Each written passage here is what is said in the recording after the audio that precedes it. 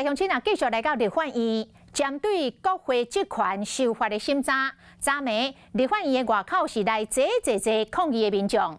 主办单位讲，现场抗议的人数有3万人。民进党的立委王世坚是痛骂在野党，互民主退化，更加来批评到民众党的立委黄国昌超过前总统马英九，将做伪君子的冠军。黄国昌今仔日嘛来回击，讲民进党的立委就台发言，针对着法条来提出着建设性的建议，这个对路的速度，互人唔敢恭维。5日立法院周边全部去包围，不满国会职权法修法，民间团体号召，主办单位讲有3万人伫咧现场收听，这个画面互民进党立委真生气。有很多人数超过8000人。听了中国主办单位外人数，坐伫咧机场内底，黄国昌一个反应，互民进党立委真不满。这不是瞧不起年轻人，这是什么？黄国昌就一直在做着过去马英九在做的事情。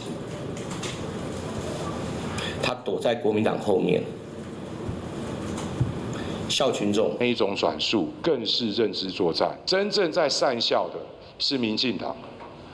从去年7月716。我们举办活动的时候，那么多年轻人站在大太阳底下，民进党的高官权贵躲在圆山大饭店里面吹冷气。那呢，来看机场内底太阳花靠满机场，民进党立委摕太阳花别来抗议，拿被人手。过程内底，黄国昌专程直播。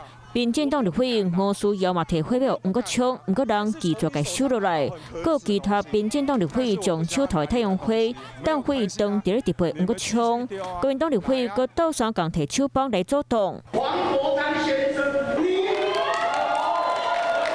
超越了马英九，你成了伪君子的冠军。发言的时候，不是针对法条的内容提出什么有建设性的看法。而是进行人身攻击的话，我只能够说啊，民主进步党堕落的速度让人不敢恭维。技术讲红，互大家想起太阳花运动，搁黄国昌和民进党之间的济冤仇。Hello， 我是雷亚，想要抢先掌握最及时的新闻资讯吗？赶快订阅、按赞、开启小铃铛，锁定华视新闻 YouTube 频道。